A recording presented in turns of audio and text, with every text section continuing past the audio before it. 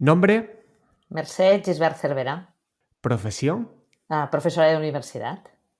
tu lugar favorito, Mi lugar favorito, pues mi casa. tu mejor hábito, Ser muy ordenada y disciplinada en general. una cosa que estás aprendiendo, A salirme de mi zona de confort. un libro que recomiendes Voy a optar por un clásico, 100 años de soledad de Gabriel García Márquez. y una frase que te inspire o te defina. Bueno, una variación sobre una frase de Nelson Mandela, que es que la arma más poderosa de la humanidad es la educación, y yo incorporo la cultura para conseguir cambiar el mundo. Soy José Luis Serrano y te doy la bienvenida al podcast de educación EduHacking, un espacio en el que tendemos puentes entre teoría y práctica para guiarte en la toma de decisiones en los procesos de enseñanza y aprendizaje. En este episodio te presento una nueva entrevista, en este caso con Mercè Gisbert, catedrática de Tecnología Educativa en la Universidad Rovira i Virgili, coordinadora en esta universidad del programa de doctorado interuniversitario en Tecnología Educativa. Tiene una amplia producción científica en el ámbito de la aplicación de las tecnologías en el proceso de enseñanza y aprendizaje y en la formación del profesorado. En la entrevista hablamos de cómo aprender en los ecosistemas educativos digitales, las competencias esenciales para participar en la sociedad digital, o como diría Bauman, en la sociedad líquida. Profundizamos en la competencia digital docente y en los múltiples retos o problemas que hay para su desarrollo, pasando por la formación del profesorado y por las políticas educativas. Mercè tiene una amplia experiencia sobre los temas tratados y además nos comparte sus ideas con rigor, claridad y con una visión holística de la realidad, que sin duda nos ayuda mucho a comprender la complejidad de la educación. Con el fin de sumar a gran parte de las ideas que se comparten, desde Sinergias EduHacking te recomiendo un artículo de blog que Manuel Fernández Navas publicó en su blog y que lleva por título Basado en evidencias. También puedes profundizar más sobre este tema con un artículo que Manuel publicó con Ana Yara Postigo en la revista de Educación y que se titula Educación basada en la evidencia, peligros científicos y ventajas políticas. Tienes todos los enlaces en las notas del episodio. Y ahora sí, vamos con Mercè Gisbert. Bienvenida, Mercè, al podcast de EduHacking. Muy agradecido de poder entrevistar a alguien que conoce muy bien la historia de la tecnología educativa. Ya han pasado por aquí Paz Prendes, Antonio Bartolomé o Paco Martínez. Y bueno, pues también era importante que Mercè Gisbert estuviera en el podcast porque sabes mucho sobre tecnología educativa y también en particular sobre la competencia digital docente, de la que me gustaría luego poder profundizar. Decís en vuestro libro con José Luis Lázaro, el libro de las aulas a los espacios globales para aprendizaje, utilizáis una cita de Aristóteles que me gusta mucho, que dice: no se puede deshacer un nudo sin saber cómo está hecho. Entonces, vamos a ver el nudo de la competencia digital docente, cómo se ha ido haciendo, y yo creo que tendríamos que empezar de manera global, holística, viendo qué es esto de los ecosistemas educativos digitales, ¿vale? Vamos a empezar por ahí, si te parece. Es algo complejo, Muy bien. pero creo que es importante entender qué es esto de la sociedad líquida, cómo se construye el conocimiento. Cuéntanos cómo nos puedes sintetizar toda esta información. Bueno, voy a intentarlo, porque es un concepto complejo que seguramente requeriría mucho tiempo para poderlo explicar bien, pero en cualquier caso voy a intentar sintetizar los aspectos que creo que son fundamentales, ¿no? Voy a empezar por el final. El final de tu pregunta, que era la sociedad líquida. Aquí, bueno, cuando descubrí hace bastantes años a Bauman y lo leí, me pareció que su mirada social, cultural, educativa, desde todos los ámbitos, ¿no?, con la etiqueta de liquidez, era súper gráfica, y me pareció que realmente un solo concepto definía una situación o una mirada muy, muy compleja, ¿no?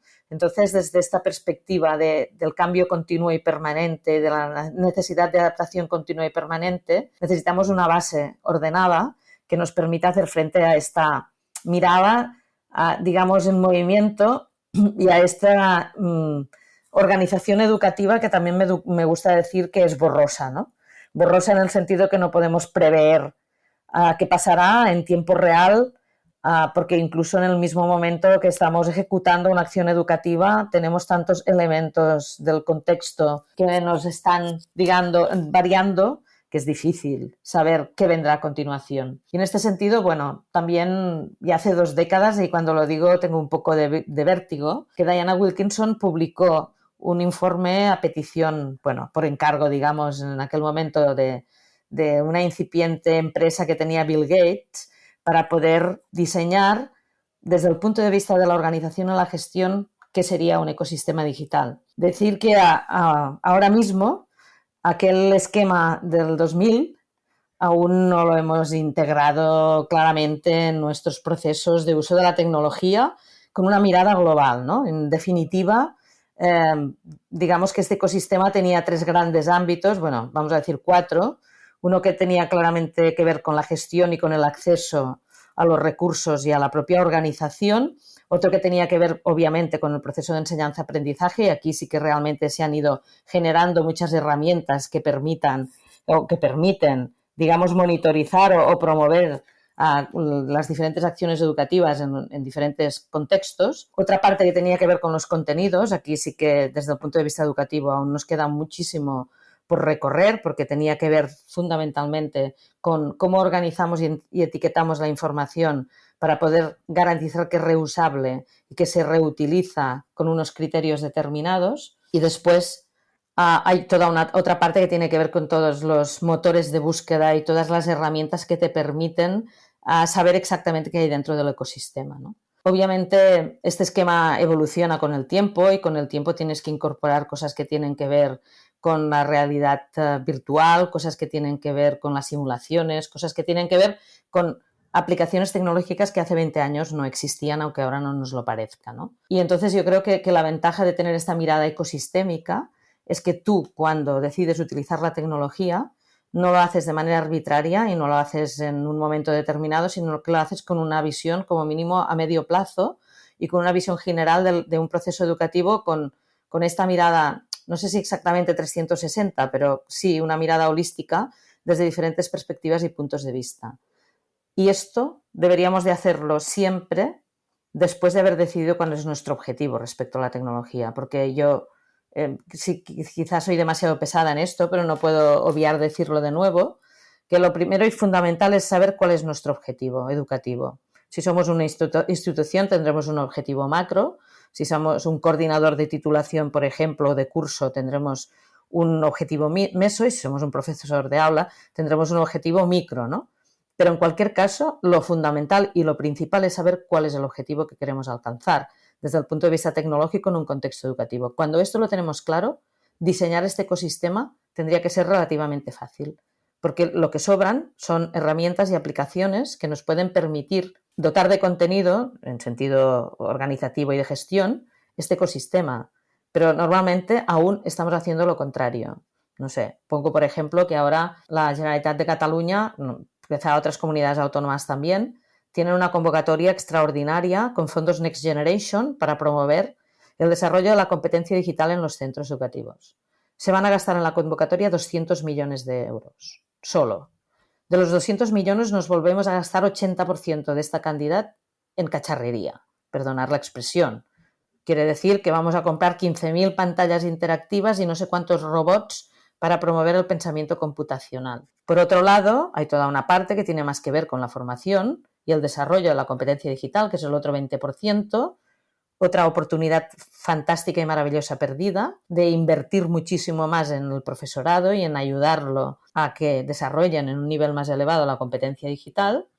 Pero, ¿qué vamos a hacer? Aquí vamos a garantizar que todos tienen el nivel A1 o A2, que es lo mínimo que exige el Ministerio y Europa, que son los que financian esta convocatoria, y vamos a enviar a los centros tecnología de última generación con una formación del profesorado mínima imprescindible, o sea, una O1 de competencia digital, perdonar la simplicidad, es llevar un artefacto tecnológico en el bolsillo, como quien dice, ¿no? Que lo llevas y sabes que lo tienes y que sirve, y sabes para qué sirve. Qué lástima, porque la tecnología requeriría por lo menos un B2 o un C1 para poderse gestionar de manera adecuada, ¿no? Y por tanto, o sea, en este espacio borroso le tenemos que incorporar todos estos elementos que vienen por el camino y que no nos permiten aprovechar esta posibilidad de poder avanzar en esta dirección. ¿Cuál es el problema de tener una mirada ecosistémica? La formación otra vez. No tenemos a profesionales de la educación, tampoco en la universidad. Yo diría que en la universidad aún hemos hecho menos esfuerzo que en los niveles de primaria y secundaria para que el profesorado y los equipos directivos tengan esta mirada ecosistémica, ¿no?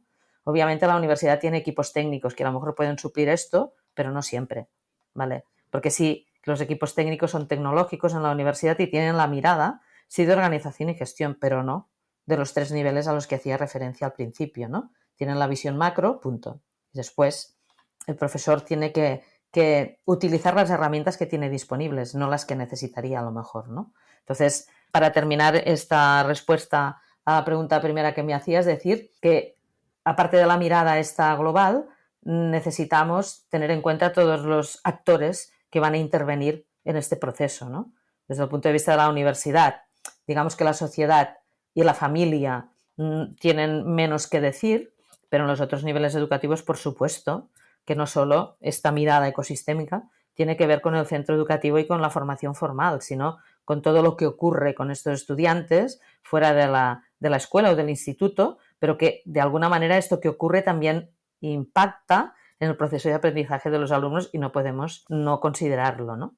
Esa es una idea que yo creo que es fundamental y que a muchos profesionales de la educación creo que se nos escapa, que realmente la educación también va más allá, esos espacios, esas oportunidades de aprendizaje van más allá de lo que se ofrece muchas veces en las instituciones educativas formales. Yo creo que sería ya un buen momento para admitir eso, aprovechar esas circunstancias y no competir y no pensar que esto es negativo. Me gustaría que nos pudieras contar, de forma también resumida, qué competencias va a necesitar cualquier persona, porque no nos olvidemos que el sistema obligatorio está formando a todos, no para ciertas profesiones. Una base para ser ciudadanos en la sociedad actual. ¿Qué competencias son para ti las determinantes para poder participar en la sociedad digital? Bueno, respecto al tema de las competencias, como tú has dicho en la introducción, este es uno de mis temas estrella. Hace muchos años que me dedico a ello y especialmente a la competencia digital, probablemente intensivamente en la última década, ¿no? Yo diría que así como aproximación primera muy macro, utilizaría el modelo TIPAC. Si vemos el modelo TIPAC, vemos que en el modelo hay 3 conjuntos que tienen intersecciones entre ellos.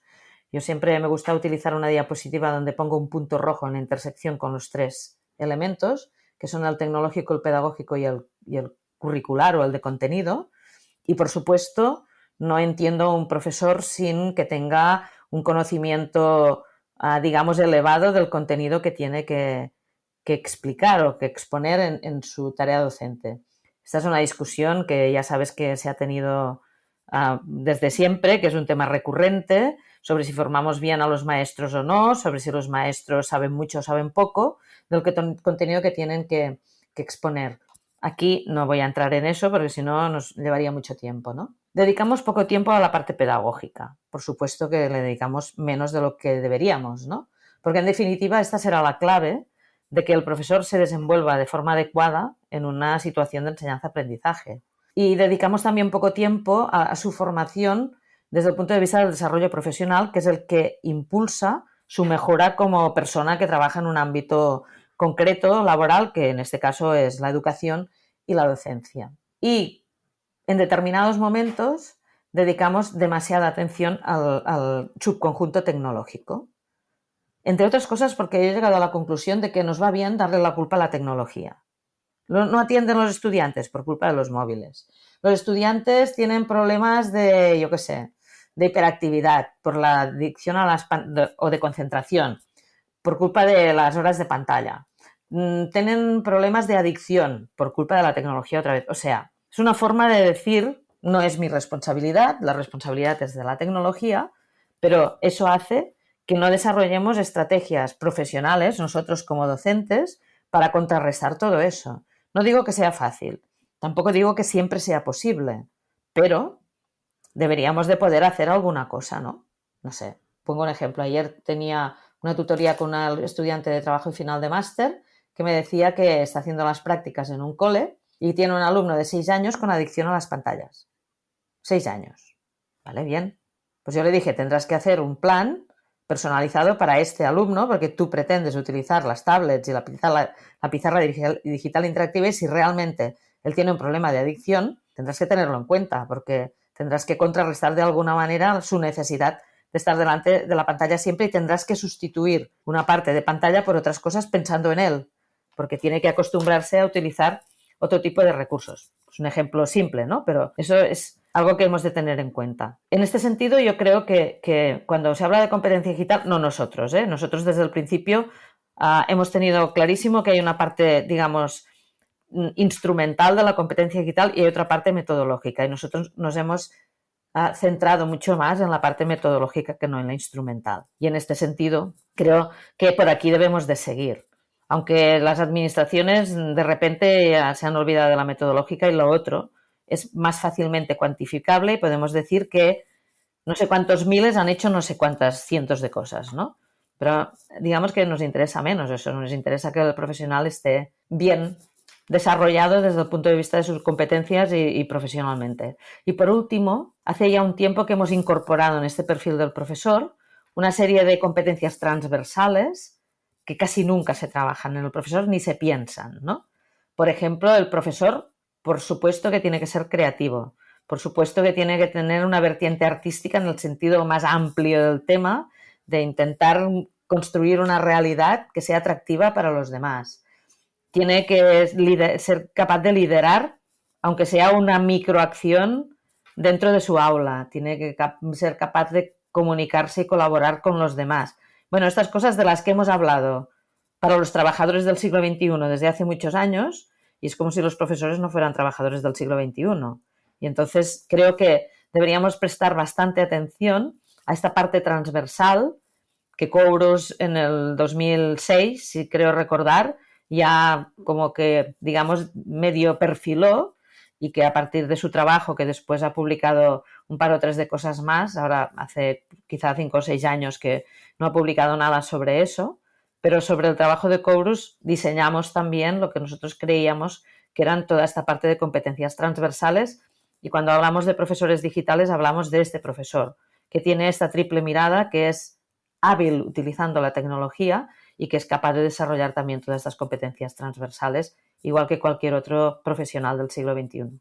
Y desde el punto de vista del aprendiz, ¿cómo son, o mejor dicho, cómo deberían ser? Porque parece que llevamos pues ya 2, casi 3 décadas con Internet y pensamos ya que muchísimas generaciones pues ya saben aprender de manera digital o sabiendo diferenciar cuándo aprender de manera analógica y digital, pero yo al menos sigo viendo entre mis estudiantes que no han desarrollado ciertas habilidades para aprender en un mundo digital. ¿Cómo deberían ser estos aprendices para aprovechar esa forma de aprender que va más allá de lo que el profesor le va a decir que tiene que hacer? Bueno, yo creo que aquí, digamos que Prensky cuando publica su primer artículo de los nativos digitales no nos ayudan mucho. Es verdad que al cabo de 4 o 5 años publica un segundo artículo donde de alguna manera se desdice a sí mismo y se dice, bueno, que no tanto así, que no porque han nacido en el momento de la digitalización ya son nativos digitales, lo son en tanto que viven en un mundo tecnológico, pero no lo son desde el punto de vista de ser aprendices y de ser más eficientes gracias a la tecnología en su proceso de aprender, ¿no? Pienso que los alumnos cuando nos llegan a la universidad, por ejemplo, están alfabetizados tecnológicamente, pero no son competentes digitales. Y esta sí que es una responsabilidad que nosotros deberíamos de asumir que no asumimos normalmente, ¿no? Damos por supuesto que utilizan la tecnología y sí la utilizan o la malutilizan muchas veces, pero ni les ayudamos a utilizarla correctamente, ni tampoco somos capaces de impartir una serie de contenidos y estrategias que les permitan ser competentes entre primero y segundo curso del grado, que es lo que ellos piden cuando después les incorporas cosas en los últimos cursos, ¿no? Entonces, bueno, teniendo en cuenta, y antes me lo he dejado en la pregunta anterior, que el profesor no tiene en su perfil de definición la competencia digital, y esto hace como mínimo 10 años que debería de tenerlo, los estudiantes tampoco no tienen en el perfil de su salida del grado que hayan conseguido ser competentes digitales durante el tiempo que están en la universidad, ¿no? Entonces, ser competente digital para un estudiante tiene que ver con una parte, con saber gestionar todas las herramientas y todo el marasmo de información y de cosas que le llegan permanentemente cada segundo de su vida y que no siempre sabe contrarrestar, pero es más importante aún que sepa aplicar estas herramientas tecnológicas para poder mejorar y ser más eficiente desde el punto de vista de aprender, ¿no? Por ejemplo, ahora ya estamos todos hablando del chat GPT, que es como si fuera la última revelación. Vale, lo es, pero el chat GPT es un sistema experto muy, muy evolucionado. El primer proyecto que tuvimos de un sistema experto fue, yo diría que probablemente finales de los 90, y esto era una cosa rupestre comparado con el chat GPT, pero básicamente es lo mismo. Estaba la semana pasada en la presentación de una asociación que hemos promovido para el uso ético de la inteligencia artificial y se hacía la presentación de la asociación en Barcelona. He participado en la creación de la asociación y una de las personas que tomó el uso de la palabra decía que, no recuerdo exactamente de la cantidad de neuronas que teníamos en el cerebro, pero los sistemas inteligentes actuales solo tienen una tercera parte de neuronas de las que tiene el cerebro, con lo cual somos aún 2 veces más inteligentes y rápidos que el sistema de inteligencia artificial. Pero ¿qué pasa? Que otra vez nos hemos vuelto a aprender por la tecnología, sin tener en cuenta que es una herramienta. Entonces, ¿qué implica esto? Una revolución, pero no tanto de uso, sino como de diseño del proceso de aprender. Y yo creo, lo vi clarísimo, donde más impactará será en la evaluación. Si tú tienes un sistema de evaluación de corte clásico, o sea, de reproducir cosas que otro ha dicho, claro, estás súper amenazado con el chat GPT. Pero si tú lo que tienes es un sistema de evaluación para que la gente razone, piense, resuelva retos o problemas, es un sistema avanzado de organización de la información, de curación de contenidos, de todo eso, ¿no? Pero nada más. Claro, el ejemplo que pone en clásico, los papers. El chat GPT va a hacer los papers, ¿vale? Si los revisores son buenos, lo van a detectar. Si no son buenos, pues no lo detectan, pero igual que no lo detectan ahora. De vez en cuando te dicen que en Nature han colado un artículo que es un panfleto en la revista más influyente del mundo, ¿no? Pues eso, ¿sabes? Entonces, ¿qué filtros tenemos para que esto sea de una forma o de otra? Entonces, como evidenció la pandemia, el reto fundamental está en la evaluación y en el seguimiento del proceso de aprendizaje del estudiante, no en la tecnología que utiliza.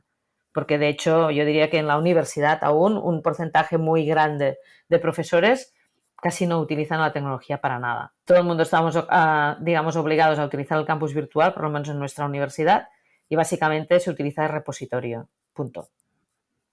Pero si miramos qué uso hacemos del Word, un software que hace muchísimos años que está aquí en el candelero, utilizamos el 20% de su potencialidad, alargando mucho, ¿eh? Pues eso, un poco lo mismo. Sí, yo creo que damos por hecho de que están llegando ya con un nivel de competencia digital elevado y no es así. A alumnos de TFG, pues el otro día, no era mi intención, pero les tuve que explicar cómo se generaba un índice, una tabla de índice automático, una tabla de contenidos con Word, ¿no? Y se quedaban como alucinados. Parece que con Google Docs, de Google Drive, con esa herramienta, pues ya están siempre con esa herramienta, ¿vale? Y con eso, pues de ahí a veces les cuesta salir y ver otras alternativas. Es un ejemplo de manejo técnico, pero que dice mucho de decir, ostras, es que no están identificando bien esos objetivos y el cómo puedo utilizarlo de manera eficiente. Yo creo que también, al hilo de lo que decías, si cuando se enseña cosas sobre planificación de la acción educativa tendríamos que poner primero los objetivos y después evaluación, ¿vale? Yo creo que a veces la evaluación la dejamos al final y ya hacemos encajes de bolillos. Y yo veo fundamental cuando estamos diseñando, por ejemplo, una asignatura, ver esos objetivos, esas competencias y acto seguido, ¿vale? ¿Cómo voy a evaluar? Y detrás de todas esas decisiones, conectar todo lo que vais a ir haciendo. Si te parece, vamos a hablar, que más o menos hemos ido ya hablando sobre la formación del profesorado, porque claro, aquí muchas personas pues estarán pensando, pues es la culpa de secundaria, que no enseñan X cosas. No, el de secundaria, no, esto viene de primaria, que no sabe quedarse quietecitos. El de primaria echa las culpas a infantil, el de infantil al de la universidad por no haber formado bien a los docentes, ¿no? Vamos a intentar analizar esto. Tú conoces muy bien la formación del profesorado, has trabajado profundamente en ello y tenéis ahí un proyecto, una estrategia formativa, COMDIT, para el desarrollo de la competencia digital docente, que a mí me pareció muy interesante porque intentasteis ahí crear una estrategia, bueno, intentasteis, no, la habéis creado, para que esta formación sea en conexión entre facultades y escuelas.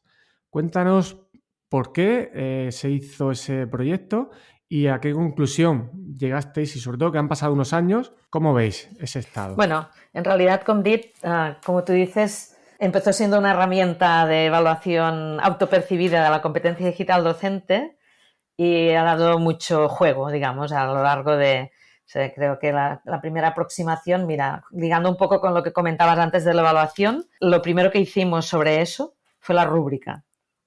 Y a partir de la rúbrica se ha creado absolutamente todo lo demás. Por tanto, estoy de acuerdo contigo que era objetivo, desarrollo de la competencia digital docente con una mirada de profesionalización y lo primero que hicimos fue la rúbrica. Desde la rúbrica hicimos la herramienta de autopercepción, después hicimos la de evaluación y esto es lo que nos sirve de marco para el trabajo conjunto entre la universidad y los colegios, ¿no? Por el camino, el Consejo Social de la Universidad Rovira i Virgili, se inventó unos proyectos que le llama PON, Puente en catalán, que es el interés de ligar los centros universitarios con los centros no universitarios desde el punto de vista de la investigación. Entonces, en realidad el proyecto lo pide el colegio, pero lo gestiona la universidad, ¿no? Y la dotación es muy pequeña, son 1.500 euros, que son todos para el colegio. Pero bueno, es como una especie de globo de oxígeno esto de los 1.500 euros, que es mejor esto que nada, ¿no? Y lo que realmente funciona es todo lo que pasa durante el proyecto, un proyecto que es intenso, que ha sido el 7º curso que lo hemos hecho y que consiste en trabajar conjuntamente durante un par de meses entre los estudiantes de doble titulación de infantil y primaria y los centros educativos. Creo que este año eran 7 escuelas y nosotros tenemos 34 estudiantes en clase. Digo eso para que se entienda también que es un grupo pequeño, probablemente más manejable que si tuviéramos al de primaria, que son 100, ¿no? Pero bueno, en cualquier caso, lo que hacemos, y esto ya lo tenemos muy protocolarizado desde el principio, y esto nos permite ir digamos, acumulando datos y después esto también lo convertimos en informes y en publicaciones y en todo, ¿no? O sea, esta sería la parte más de investigación. Hicimos un esquema cuando empezamos a trabajar en esto para, digamos, poner sobre el papel cómo podíamos hacer formación en alternancia de los estudiantes de doble titulación de segundo, utilizando escenarios reales en una visión de win-win, ¿no? Todo el mundo gana, ganan los alumnos, ganan los maestros y los centros escolares y gana la facultad, por supuesto, porque tenemos una parte de formación más orientada al ámbito profesional de nuestros estudiantes. Entonces, comenzamos normalmente esta estrategia, digamos, a funcionar cada año pues entre octubre y noviembre y terminamos entre enero y febrero, ¿no? De trabajo real de los estudiantes un par de meses, pero de proceso, pues 4 o 5. Entonces, los centros que quieren participar y los maestros que quieren participar cada año, lo que hacen es hacernos rellenar una ficha que tenemos como de detección de necesidades, ¿no? Ellos dicen qué les interesaría. Pues quieren un material para trabajar los animales de la granja con los de P3. Pues o quieren un material para trabajar precálculo con los de primero. O necesitan trabajar de inglés, no sé qué otra cosa. Entonces ellos nos envían todas las fichas, nosotros mientras tanto organizamos a los estudiantes en grupos y cada grupo escoge el trabajo en el que quería trabajar. Normalmente hay más demandas que no grupos para trabajar. Algún año hemos incorporado también a los estudiantes de pedagogía, pero esto depende del profesor que tenga la asignatura, ¿no? Pues cambió el profesor de la asignatura, el siguiente profesor decidió que no le interesaba participar en el proyecto, pues no pasa nada, nosotros continuamos con los de doble titulación. Entonces, lo que ellos van a hacer en el colegio tiene que ver con los 21 indicadores de nuestra rúbrica de la competencia digital. De tal manera que esta parte de formación es la que garantiza, digamos, la preparación para el desarrollo óptimo de los primeros niveles de la competencia digital, por lo menos el nivel inicial que decidimos que es el que garantizaría la universidad, ¿no? Entonces, una vez ellos han seleccionado el trabajo que quieren hacer, se ponen en contacto con el maestro del centro y se van al centro un día y hablan con él. Entonces, cuando hayan quedado de acuerdo qué van a hacer y cómo, claro, el maestro les orienta en la selección de contenidos, en la gestión del tiempo, porque ya sabes que cuando empezamos a programar tenemos siempre 1000 expectativas.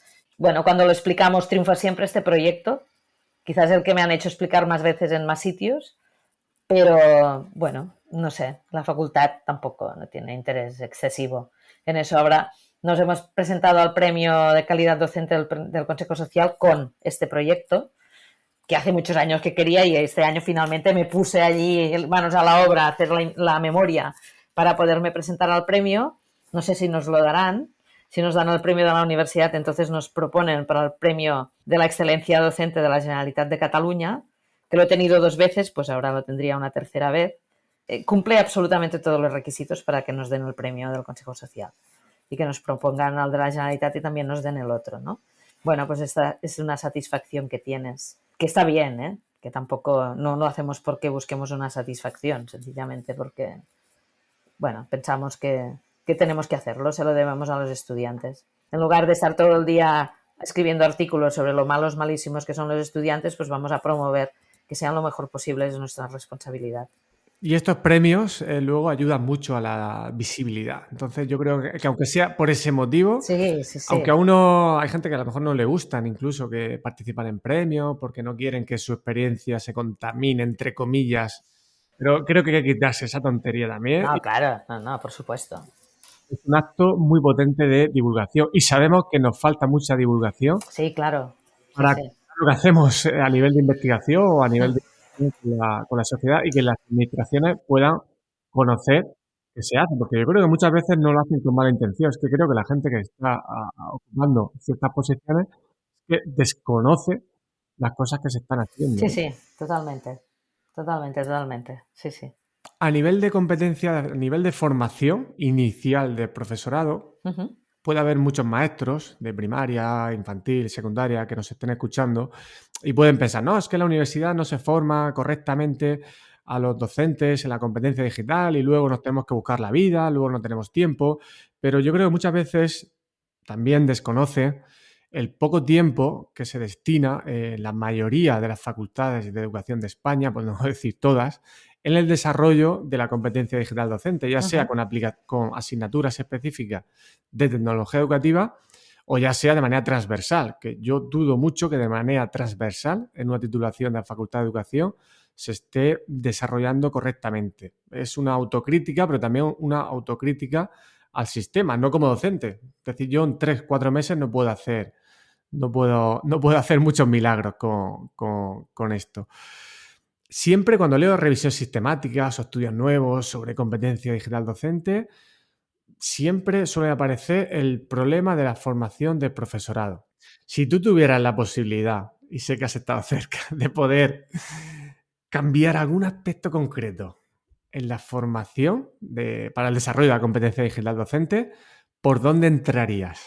Bueno, yo entraría por ponerla en el perfil de definición del título, que en teoría, en este que han promovido ahora o propuesto, que ha generado tantísima discusión y tanta movida alrededor de una propuesta de título, no tengo ni idea cómo terminará, creo que tendrán que revisarlo casi a la totalidad si tienen en cuenta todo lo que les ha llegado.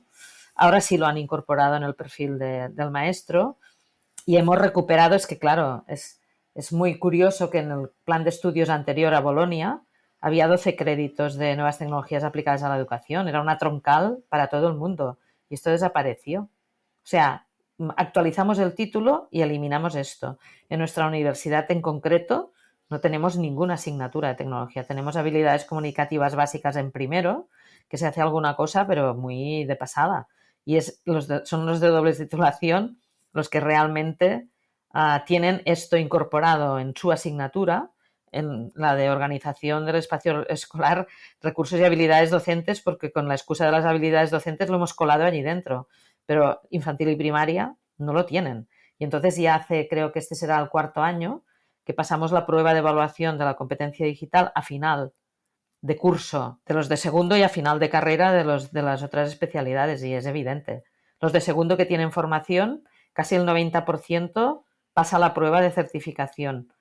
Los otros, entre el 50 y el 55%. Por tanto, es evidente que necesitamos también formar para el desarrollo de la competencia digital, ¿no? Porque si no, se quedan en el nivel básico y ya está, ¿no? Por tanto, yo diría que lo más importante es que figure en el perfil de definición del título. Si figura en el perfil, no tenemos escapatoria, tenemos que poner algún tipo de créditos que vayan orientados a eso, ¿no? Y después, otra cosa que hemos empezado a trabajar es el tema de promover la competencia digital cuando están haciendo prácticas en los centros, ¿no? Sobre todo los de doble titulación, que tienen 5 cursos en lugar de 4, que hacen 2 trabajos de final de grado y tienen 5 periodos de prácticas. En cuarto y en quinto prácticamente están todo el año, si se lo pueden permitir, en el extranjero, uno de los dos, y el otro prácticamente en el centro. Es ideal también trabajarlo en este punto. Ahora bien, también sabemos cómo se contabilizan los alumnos de prácticas en el plan docente del profesor, cómo se contabilizan los trabajos de final de grado, que es una miseria de créditos por la cantidad de tiempo que tienes que invertir. Entonces, el problema fundamental que hemos tenido tiempo es hasta qué punto nos podemos fiar de que los tutores de prácticas y los tutores de trabajo de final de grado van a aplicar la rúbrica de la competencia digital en ambas situaciones y vamos a tener evidencias de que realmente aquello está bien desarrollado, ¿no? Entonces, bueno, este es uno de los problemas que veo fundamentales, ¿no? Y después yo creo que continuamos haciendo planes de estudio en función de las necesidades de los colectivos, no del perfil del maestro. Y aquí tampoco los ministerios respectivos ni las comunidades autónomas acaban marcando la pauta que se debe de seguir, ¿no? Y que nosotros deberíamos de entomarla, sea cual sea, nos guste o no nos guste. Una cosa no es nuestro interés para tener más créditos como área de conocimiento, sino qué es lo que debemos aportar a esta formación de un profesional que, haciendo mención a mi frase preferida del principio, pues la educación es lo más importante de una sociedad, porque gracias a ella o por culpa de ella no avanzamos ni mejoramos. Entonces el maestro es el profesional que tiene una responsabilidad mayor de todos. Porque yo siempre digo que un médico a lo mejor no lo necesitas en serio durante toda la vida, afortunado o afortunada, ¿no? Un maestro impacta sobre todo el mundo durante muchos años. Imaginémonos un maestro mal formado desde los 3 años hasta los 16 o los 18, que estamos en el sistema educativo formal como mínimo, ¿cuánto daño puede hacer, no? Y no me importa utilizar la palabra daño, porque hay mucha gente que realmente ha fracasado por culpa de no tener personas alrededor que supieran entender cómo estaba aprendiendo, ¿no? Aún está de moda en la universidad que alguien suspenda el 80% de la clase. Yo lo siento, pero no me sirve decir es que son todos tontos, no, perdona. Tú no tienes ni idea quién tienes delante. O sea, por ejemplo, mi sobrina de 13 años, en un examen de matemáticas, en primero de ESO, solo aprobaron 4 personas, ¿vale? Y mi hermano me dice, vaya frustración para el profesor. Digo, no, es un toque de atención. No, es que ellos no hayan estudiado ni aprendido. Probablemente es que él no ha sabido explicar qué quería de ellos. Y esto es fundamental. Entonces, el tema de las rúbricas nos ayudaría muchísimo. Si todos los estudiantes tuvieran claro qué esperamos de ellos, seguramente serían capaces de hacer las cosas mejor de lo que las hacen. Eso quiere decir que también la parte pedagógica de la formación del maestro tiene que dar un vuelco, ¿no? Y tenemos que modernizarla, sí o sí. Muy complicado, ¿eh? Porque yo lo que he visto, hasta lo que he visto del nuevo marco del título, estamos igual que habíamos estado. Los de didáctica han tenido mucho poder en este momento, han puesto un mogollón de créditos allí que yo pensé los de didácticas específicas van a aumentar en cólera, tal cual ha pasado, ¿no? Porque eso se han quedado un poco en un rincón en comparación. Bueno, no sé, es que yo ya viví la transformación de la universidad al espacio europeo de educación superior y ya lo vi. Era una batalla campal permanente en todos los ámbitos y una lucha por colocar mi asignatura y por colocar aquello en un sitio donde me permitiera tener muchos créditos, porque esto después son plazas y después las plazas son poder y control y, bueno, no me voy a extender en esta parte, ¿no? Pero esta es la parte un poco triste de la formación de maestros, que en otros profesionales quizá también pasa, pero es menos crítico, diría yo, que en los maestros. Así, aquí sí es muy crítico. Y ahora tenemos un título de maestro diseñado hace 20 años, sin ninguna reforma sustancial. El parcelar el conocimiento a nivel de investigación ha traído muy buenos resultados, pero a nivel de diseño de plan de estudios No, es terrible y estamos tensando la cuerda mucho. entre lo que la sociedad está pidiendo, lo que por otro lado el mercado laboral está pidiendo y lo que estamos diseñando. Entonces, al final se va a romper y yo creo que aquí la gran perjudicada al final va a ser la universidad en su conjunto Sí. por directamente no estar preparando en ninguna dirección, o sea, ni a Y, profesionales ni a personas competentes. y después tenemos otro problema, por lo menos en Cataluña, quizá en otras comunidades autónomas también, por lo que vas comentando con los colegas, ¿no? Que es este divorcio absoluto entre el sistema no universitario y el universitario. Si pueden, prescinden de nosotros. Aunque estemos allí todo el tiempo diciendo, estamos aquí, podemos ayudar, ¿no? O sea, una propuesta que he hecho muchas veces y no he conseguido nunca que me escucharan en el Departamento de Educación de Cataluña es, en nuestro programa de doctorado que vosotros compartís, nosotros tenemos de media unas 40 tesis en marcha cada año. No quiero que 40 tesis estén orientadas, porque muchas son estudiantes extranjeros que hacen la tesis en su contexto de procedencia, pero de los que son del contexto nuestro, ¿vale? Digamos que 6 tesis cada año se asignan a proyectos o procesos que ellos ponen en marcha y que nosotros les facilitamos una persona que dedica una parte importante de su tiempo a recoger evidencias y a documentar todo aquello que están haciendo para saber si les ha funcionado o no. He llegado a la conclusión que no tienen ningún interés en saber si funciona, porque es que no lo hemos conseguido. Hace 10 días presentaron el Plan de Investigación Educativa de Cataluña. Hacen un informe. El informe consiste en hacer una propuesta de marco general de cómo desarrollar esto basado en 100 entrevistas. Hay 121 grupos de investigación de educación en Cataluña. ¿Sabes a cuántos IPs de grupos de investigación entrevistaron? 0. 0. Entonces, claro, algo estamos haciendo mal. Porque la presentación la hace el consejero de universidades y el de educación. Bienvenida sea la capacidad de sentarse en la misma mesa, porque esto es casi insólito, que es curioso también, ¿no? Pero bueno, entonces, ¿qué tengo que hacer? O sea, agradecer mucho que me consideren, que me tengan todo el día en Barcelona, con sesiones a puerta cerrada con una experta inglesa, que después también me inviten al otro sitio, pues muy agradecida y muy satisfecha de que alguien tome esta iniciativa. Pero por otro lado, regresé a mi casa un poco cruzada, ¿no? En este sentido, diciendo, ¿en serio? ¿Otra vez?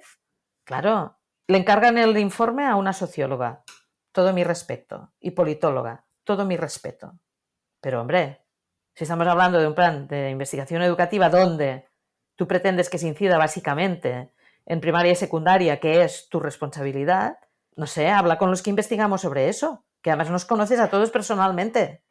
Por lo menos a mí mucho, soy muy pesada en eso, ¿no? Pues no, aquí estamos. ¿En qué acabará eso? Pues no lo sé. Hay elecciones a final de mayo. Sí, es una sensación de estar picando ahí una pared poco a poco, lentamente, creando grietas lentas, pero luego a la hora del momento clave en el que sabes que es importante estar, pues de repente no estamos. No. Y no es por una cuestión de ego, yo creo que tú lo has dicho muy bien, es una misma mesa en la que hay que estar. Claro. Y hay que estar, y tienen que estar diferentes agentes. No es nosotros tenemos que tomar las decisiones, no es eso. Claro. Pero oye, si tienes gente que lleva más de 10 años investigando sobre la competencia digital docente, pues siéntalos para ver cómo puedes evaluar y certificar eso, porque sí que me gustaría hablar de esta cuestión. Y creo que mi percepción es que el profesorado de las etapas no universitarias han entrado en una fase de hartazgo sobre la competencia digital. En el momento que hemos empezado a certificar, este tema ya está cansando, ¿no? Y creo que, tú lo decías, es una nueva oportunidad perdida, con esos fondos que hay que gastar, pues a los centros les está llegando en literal una partida que tienen que decidir en qué van a gastar. Pues mal empezamos. Y si, como decías, el 80% es en recursos y el 20% en formación y hay que gastar ya, pues imagínate. Bueno, mira, nosotros entregaremos los proyectos mañana. Tendremos para ejecutarlos entre octubre, porque septiembre es locura en los centros educativos, empieza el curso, hasta final de marzo. Punto pelota. ¿Sabes? Entonces es muy fuerte. Porque la primera reunión a la que yo asistí sobre esta convocatoria fue en mayo del año pasado. En mayo del año pasado. Y hace 25 días que salió la convocatoria. Y dices, bueno, no sé, algo está mal. Pero ya en diciembre este pasado, no el anterior, fui a un seminario sobre fondos Next Generation que hacían en Barcelona, que estaban las tres administraciones, la europea, la catalana y la española. Ellos tenían claro que no podrían ejecutar todos los fondos. Claro, si en aquel momento alguien se hubiese puesto en una mesa a empezar a generar proyectos porque hay hasta aburrir o pedir ayuda, obviamente tendríamos proyectos, hubiésemos tenido capacidad de ejecución de los fondos. Bueno, no sé, lo encuentro súper fuerte esto. Pero esto nos ha pasado casi siempre. Oportunidades perdidas en el sentido de mejorar la formación del profesorado, todas siempre. Entonces, lo de los recursos yo creo que es una excusa, si me permitís la vulgaridad, barata. He tenido responsabilidades más en el ámbito de cultura que en el de educación, desde el punto de vista de políticas públicas, y lo primero que descubrí en la primera semana es que hay mucho dinero siempre en todas partes. La cuestión es la capacidad que tenemos de invertirlo bien y de ejecutarlo, que es otra cuestión. Pero esto tiene que ver con que tengamos un plan razonable y coherente o no lo tengamos. Y claro, como vamos siempre a salto de mata, por muy bueno que sea el plan, es un plan de urgencia permanente. Y los planes de urgencia, para eso, para la educación, no sirven. Después otra cosa que me gusta decir es, si los niños se pudieran inaugurar, estaríamos salvados. Pero la educación es una inversión a muy largo plazo que, digamos que sobrepasa en mucho el tiempo de una legislatura que de facto son 2 años y medio. Por tanto, es el cortoplacismo el que nos está aniquilando desde el punto de vista de la calidad y de la formación del profesorado y de la mejora de la educación en general. Y tú que me conoces sabes que no soy una persona eminentemente positiva, pero en este sentido quiero ser realista y clara, porque ya lo soy delante de ellos, ¿eh? No tengo ningún problema en decir esto cuando están los políticos delante. Y ahora yo creo que tengo un castigo en este sentido porque me han puesto ahí un clúster de tecnología en Barcelona que se llama ECTEC y montan un congreso cada año o cada 2 años, creo ahora. Y me han llamado para que coordine una mesa con el subdirector general que lleva todo el tema TIC y competencia digital, el director del INTEF y uno de los directores de división del Joint Research Center que hay en Sevilla de la Unión Europea, que están trabajando con el Discom y todo esto. Y cuando vi la propuesta pensé, esto seguro que es un castigo divino, porque estoy todo el día aquí dando caña a los políticos y ahora dicen, pues ahora los van a coordinar y los van a hacer hablar, ¿no? Bueno, pues pero, Mercè, muy interesante, porque Súper. creo que un castigo sería que no te llamase. Bueno, Claro, no es lo decir, sé. oye, estamos empeñados a veces en reunir a personas que sabemos que se van a poner de acuerdo. Pues es que Claro. para eso no hace falta reunirse, para alimentar el sesgo de confirmación no hace Sí, falta. sí, sí, sí. Entonces, pensaba que me ibas a decir que no te habían dicho nada, No, pero no, creo que es muy que me han interesante. invitado. Pero creo los tendré los tres juntos y diré, esta es la mía, ¿no? Claro, Esta es la mía. claro. Mercè, me gustaría, por ir finalizando la Ujú, entrevista, a nivel ya más de resultados de investigación, por si alguien que está en la administración educativa nos escucha, ujú. ¿a qué conclusiones se han llegado en los últimos 10 años? Que creo que en gran medida, si cambiamos los términos, son las conclusiones a las que se han llegado desde la tecnología educativa desde hace décadas. Pero bueno, por centrar la atención en Ujú. competencia digital Sí. docente, ¿qué sabemos? ¿Cómo podríamos sintetizar? Yo creo que la primera cuestión es formación, formación y formación, ¿no? Yo creo que ya he comentado antes que tenemos evidencias que con formación todo el mundo llega a un nivel superior que sin formación. Ahora bien, formación orientada de forma global, vamos al ecosistema tecnológico del principio, vamos a tener una mirada ecosistémica del uso de la tecnología y no vamos a hacer solo formación en herramientas y en aplicaciones muy concretas. La otra cuestión es decir, bueno, vamos a basarnos en evidencias de una vez por todas, no solo decirlo, sino hacerlo, y cualquier proyecto que se haga relacionado con la competencia digital, directamente o indirectamente, tiene que tener un proceso asociado de evaluación permanente del desarrollo de este proyecto, y entonces esto es fundamental. Necesitamos poder generar modelos teóricos sobre el desarrollo profesional de la competencia digital docente. Y los modelos teóricos solo se desarrollan con un volumen extra grande de datos que solo pueden facilitar los sistemas educativos, porque los tienen todos, ¿no? Por tanto, es fundamental ordenar toda esta información, tener bases de datos accesibles, no digo libres, pero accesibles, pidiendo permiso, y variables ordenadas que tengan que ver con el desarrollo de la competencia digital en escenarios reales, que es lo que realmente nos ayudaría también a mejorar la formación inicial. Porque si tenemos claro cómo se debe desarrollar en un centro esta competencia, en la universidad lo que vamos a hacer es prepararles para desarrollarlo en esta dirección, ¿no? Creo que debemos de reducir al mínimo la formación de píndolas de uso de tecnología y de Atajos, recetas recetas. concretas del uso de la tecnología, porque yo hace tiempo, o sea, durante la pandemia, que me cansé de hacer artículos para la prensa y de hacer conferencias y webinars y para todo el mundo que me lo pidió, empezaba diciendo, si alguien ha venido aquí esperando encontrar recetas, puede marcharse, porque no voy a dar ni una. O sea, mis conferencias son visión global, holística, reflexión sobre la situación que estamos y evaluación de la práctica, ¿no? Y entonces, si esto sirve bien, si no, bueno, no va a ser otra cosa distinta, ¿no?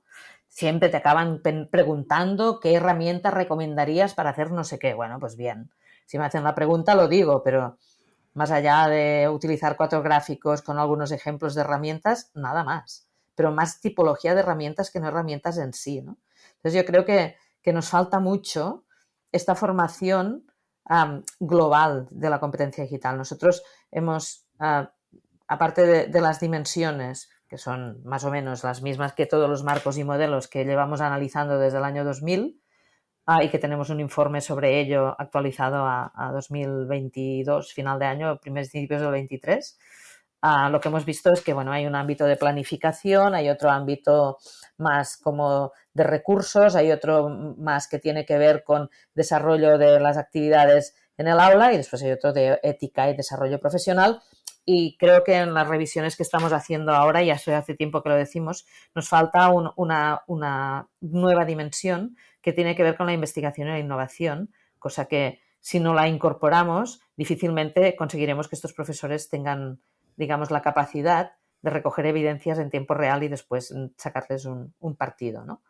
Y después tenemos ámbitos de aplicación y los ámbitos en el aula, son el centro, es la comunidad en general y es, bueno, otra vez este espacio tuyo personal como ciudadano y como desarrollador de una competencia, que en este caso es la competencia digital docente, ¿no?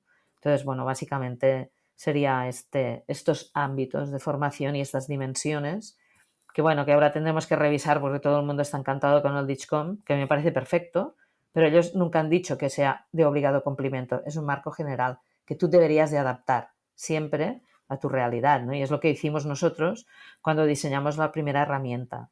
Y la primera herramienta ya tuvo en cuenta todos los marcos que existían en aquel momento y las revisiones que hemos hecho han tenido que ver con las nuevas versiones de el informe de la UNESCO sobre competencia digital del profesor, los del ISTE, los del DIGCOM, el DIGCOM realmente el marco lo publican en el 17 y después, bueno, van avanzando en este sentido, la Unión Europea lo compra, entre comillas, porque realmente trabajan para ellos y a mí me parece bien. Pero, no sé, tampoco no creo que tengamos que circunscribirnos exclusivamente a un solo marco, porque cuando pasará ¿Qué pasaría si este marco deja de tener financiación? Pues que nadie más lo actualizaría y todo el mundo ha utilizado esto como referente. Bueno, pues no sé. Esto me preocupa, digamos, ¿no? Más que nada por la experiencia de muchos años de trabajar con marcos y modelos y ver lo que ha ocurrido. Qué interesante esto último que has apuntado de los marcos. Y es que, mira, yo comparto tu visión global. De hecho, en el podcast, el eslogan que me puse, porque un comunicador especialista me dijo, oye, necesitas un eslogan. Digo, bueno, voy a pensar uno. Y me puse podcast educativo sin recetas prefabricadas. ¿Vale? Sí. Y yo asumo que esta forma de acceder al conocimiento y de sobre todo ser crítico, pues gusta menos. Probablemente si los podcasts fueran más de actividad de ejemplo para hacer tal cosa, posibilidades de ChatGPT, la audiencia subiría. Sí, ¿Vale? seguro. Es así, porque al final tendemos a no querer complicarnos, entre comillas, la vida, queremos la solución rápida y al final la solución rápida suele ser, no es solución y al final acaba siendo más costosa porque tienes que volver a entender, a desenredar ese nudo, pues entendiendo lo que hay detrás. Me ha gustado mucho que dijeras lo de la competencia investigadora, porque yo creo que es como de algo que se habla muy poquito y creo que si alguien desarrolla su competencia investigadora, va a activar o va a influir o va a generar sinergias con otro tipo de competencias, con la capacidad de aprender a aprender, con la competencia digital. Y claro, muchas personas, por ejemplo, piensan que la investigación es nada, es teoría, es buscar causa-efecto, y esto ya de entrada es un error porque no entiende todo el amplio de posibilidades que tiene la investigación educativa. Vosotros ahí en el grupo de investigación promovéis mucho la investigación aplicada, ¿vale? Sé que es complejo, pero de forma así rápida, ¿puedes explicarnos este tipo de investigación aplicada? ¿Cómo se hace y cuál es su propósito? Para que sigamos trabajando en esta línea, ¿no? De educar en la competencia investigadora. Clarísimamente, muy claro. Entonces yo creo que esta parte se tiene que desarrollar, porque volviendo al ejemplo que ponía del plan de investigación educativa de Cataluña, si no formamos a los maestros y a los profesores de instituto también en este ámbito, después es muy difícil encontrar el punto de convergencia entre los grupos de investigación de la universidad y los maestros en ejercicio. Y más que nada, sin que estos tengan un tiempo definido para dedicarse a la innovación y a la investigación, que este es otro problema, ¿sabes? Porque si, viendo desde su perspectiva, no tienen tiempo material para hacer investigación e innovación tampoco. Un poco por lo mismo que decías antes también, ¿no? Si un proyecto es realmente muy potente en la universidad de innovación y funciona muy bien, deberías de tener ayuda institucional. Pues lo mismo ocurre con la gente de los centros educativos. Y aquí volvamos al ecosistema. Si tuvieran un ecosistema de herramientas que en tiempo real registran mucha información y los formáramos para sacar partido y explotar los datos de las plataformas, de las que sean, bueno, pues tendríamos mucho ganado y esto no cuesta ni mucho tiempo ni mucho dinero otra vez, ¿no? Solo es la voluntad y tener un proyecto y una estrategia a medio plazo, porque esto sí he insistido mucho. Vuelvo a la mesa esta de expertos que me toca coordinar, que tengo, mi misión es que hagan propuestas a medio plazo, no ahora, sino dentro, mirada 2030, por ejemplo, ¿cómo vemos todo esto en el 2030? Bueno, pues vamos a hacer lo mismo con todo el sistema. Podemos empezar por cosas que no sean muy complejas y después ir, digamos, actualizando o complicando más a medida que la gente está más formada y tiene más experiencia. Y bueno, y sobre todo insistir en que gran parte de la investigación educativa busca solucionar problemas. Entonces creo Por que supuesto. hay que insistir en eso, que la persona no piense que investigación es un laboratorio. Eso no. Bueno, puede ser un laboratorio, ¿no? Nosotros, claro, pero nosotros, como tú has dicho, aunque tenemos una discusión dentro del grupo de investigación si realmente estamos haciendo investigación aplicada o no. Bueno, yo continúo diciendo que yo siempre he dicho que hacemos investigación aplicada porque lo nuestro es ponernos en el terreno de juego, digamos, probar cosas y contar cómo nos ha ido, haya ido bien o mal. Y siempre se sorprende la gente porque siempre hay alguien que me dice, es que me sorprende que digas lo que no ha ido bien. Claro, porque como yo lo que quiero es ejemplificar, si no te lo digo tú te vas a equivocar. Si yo te lo digo, por lo menos tendrás la precaución de entrada de ver que a lo mejor esto no puede funcionar y tendrás la posibilidad de buscar alternativas, ¿no? Si no te lo digo, te vas a volver a equivocar. Qué lástima, perderás mucho tiempo que ya he perdido yo. Bueno, perdido, digamos, tiempo de no éxito, ¿no? Pero bueno, esto también es curioso. Entonces hay como ciertas leyendas que se tienen que cambiar. Porque la idea es que yo pruebe cómo va y que cuente cómo ha ido. Vaya, ha ido bien, mal o regular, ¿no? Y entonces esto también es curioso. Sí. El que te cuente todo lo bien que le ha ido algo, sospecha. Porque sí, claro, es muy raro que todo vaya bien. En educación no hay recetas absolutas, ¿no? Correcto. Igual que en cocina, perdonar la aproximación, ¿no? Sí. Pero bueno, que esto de cada maestro tiene su librillo, pues cada cocinero o cocinera, sea experimentado o no, también lo tiene.